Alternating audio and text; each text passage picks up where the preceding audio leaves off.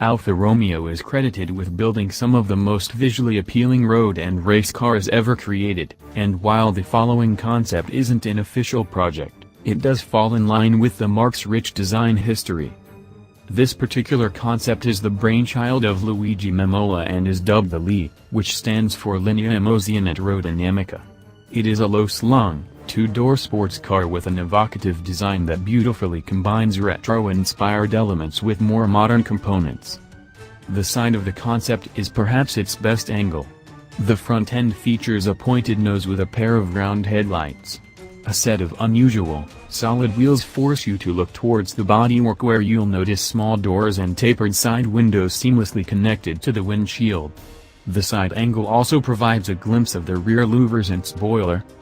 At the rear, the LEA features a number of exposed carbon fiber components as well as a heap of mesh.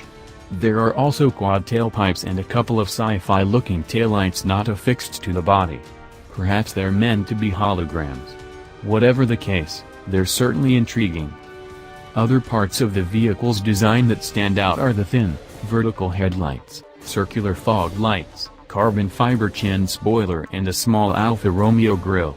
The hood also incorporates a large air extractor and there are small, aerodynamically shaped cameras in place of traditional wing mirrors.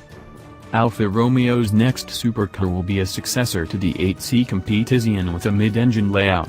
While we gather that it'll look nothing like this rendering, given Alfa's recent record, we do expect it to be a stunningly styled machine.